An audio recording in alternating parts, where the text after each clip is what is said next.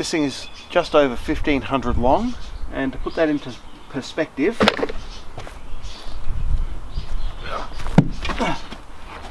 that's about 2 shed corgis worth.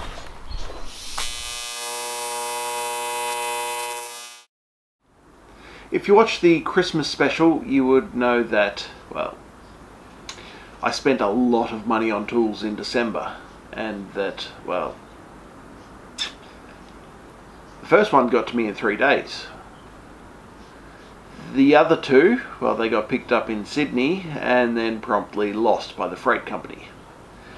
Now, it's been quite a stressful 2.5 weeks.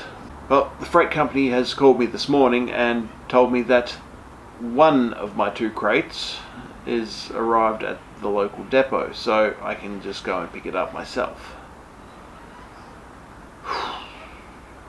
Yeah, I'm pretty keen to see what has actually turned up and what sort of condition it's in.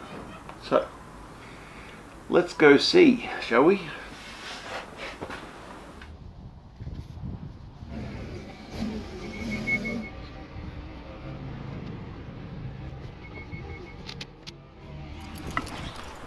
So, I've got the crate, I've got some tools. Let's see what actually turned up.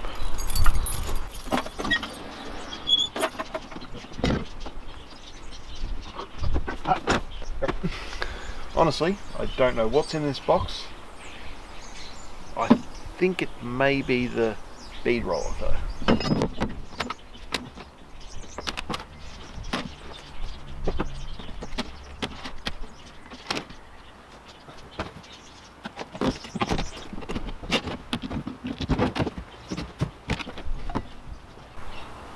Definitely looks like the bead roller. A bit of moisture.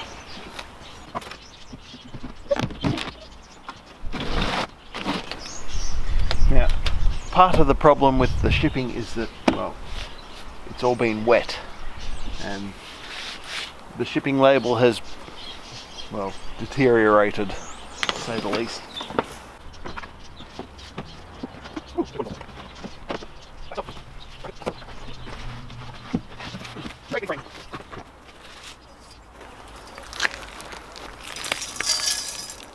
It doesn't sound great. Well,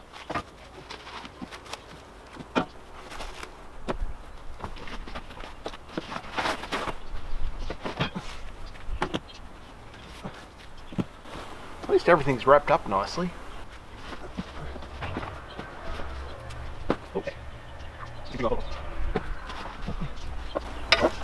Forwards backwards button. Boop.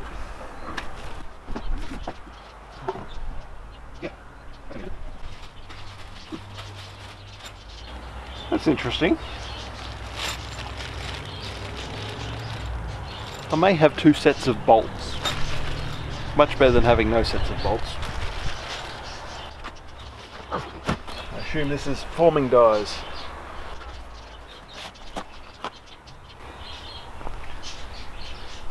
Tiny little spider. Lots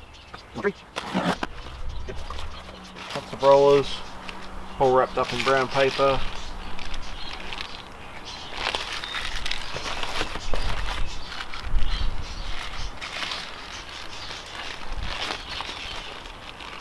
A little bit of condensation on them because apparently this crate has been out in the rain at some point.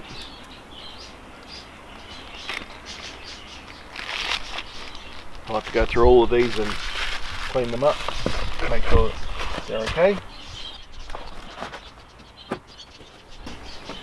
It's just the main piece left in there now, and it is massive. Not sure how much you can see in there, it doesn't show up well on the camera screen, but it is big. That's what she said.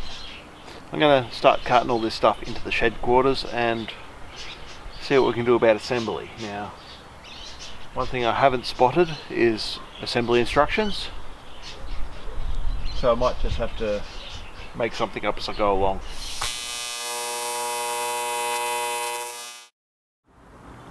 Alrighty, so I've got that unloaded. It was a hassle. Just the head of the machine is nearly 150 kilos, I think. well over 100 at least. So I need to get my engine crane back from cameraman Nick before I can actually set the machine up. So we won't be setting it up just yet. I did, however, get a phone call from the freight company telling me that they have found the missing crate. And the good news is that it's meant to be in my local depot tomorrow. I will see that when it happens.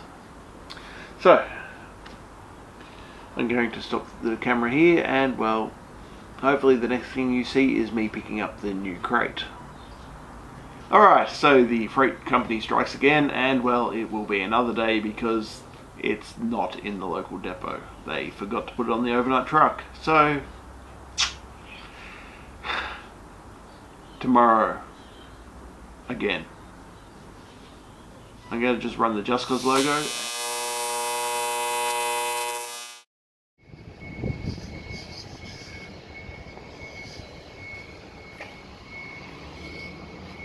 Finally arrived.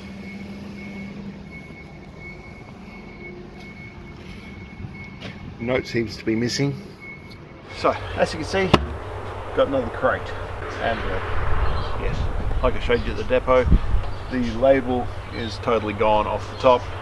They've attached a new one to the side. So, oh, it's here now, so it seems to be in one piece, but you've got to get into it first. Oh. Right. Looks like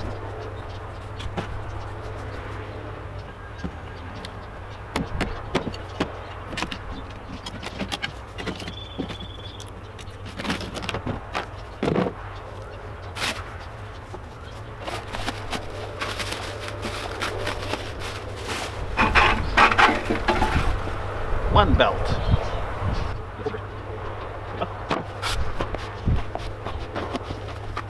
And all the dies.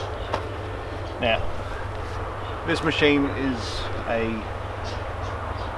well, tube notcher as well as the belt sander. And how it does it is it's got these rollers. So it's a steel piece with a bearing on each end, and the belt runs around it. And whatever size you got in there, that's what size notch it'll put into the tube. So there's 76 mil, 3 inch, all the way down to 20 mil, which is about 3/4. Now, the reason I bought this machine instead of the one that was available in Melbourne, I only had one of these, where this one has the entire box, and it was only $100 more, where the seller in Melbourne, they were charging $160 each for these extra rollers. So the headache of getting it from Sydney was well worth it, I think.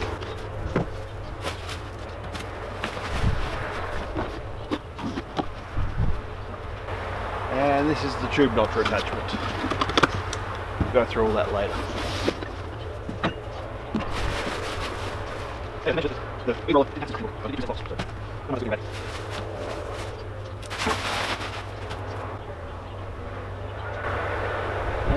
There you are. It's actually bolted to the crate. Anyway, that's probably enough of seeing me struggle with this heavy stuff. So let's just head back to the shed, and all this will be magically narrow, I hope.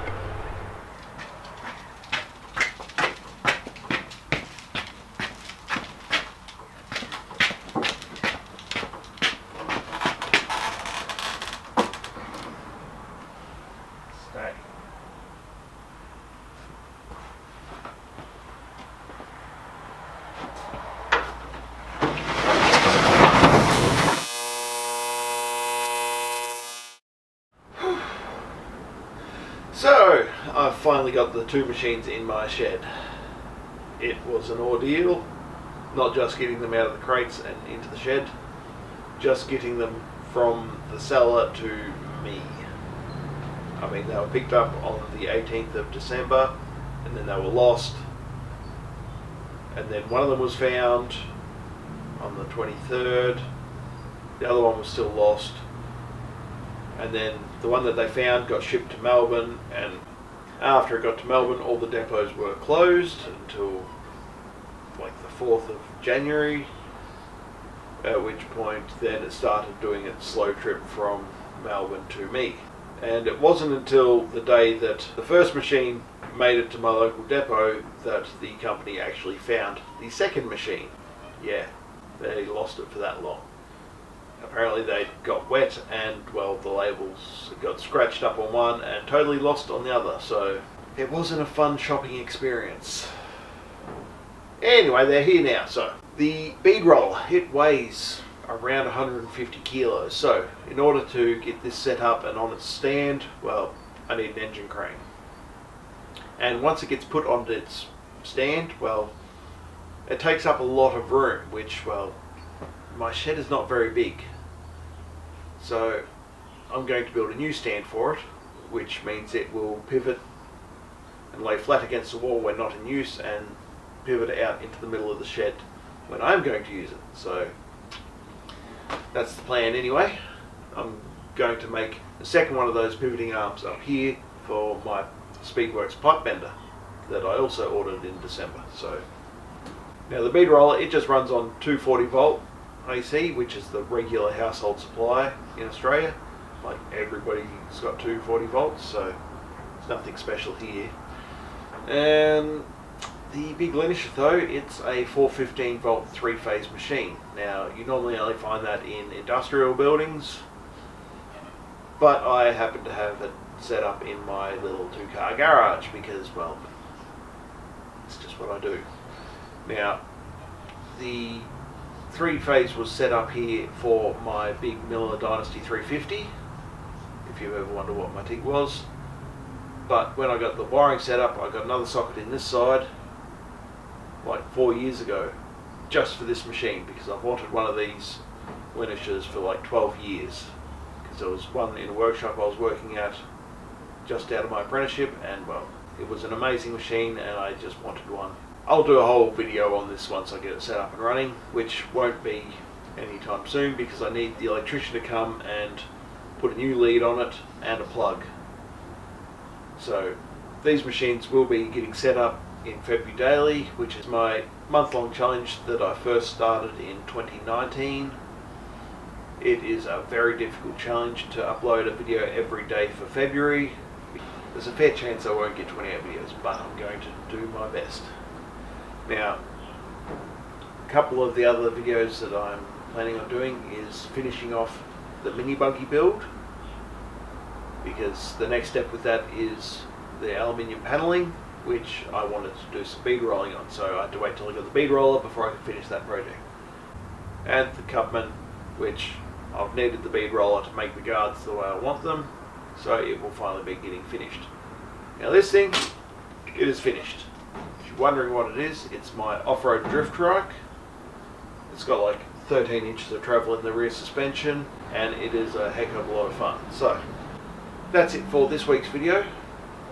I recommend you check out the mini buggy build, the drift trike build, and if you've got a lot of time, the Cubman build, because it is a very in-depth build showing every single part of the fabrication of that car. It's like full-on half-scale car, working lights, dash, everything.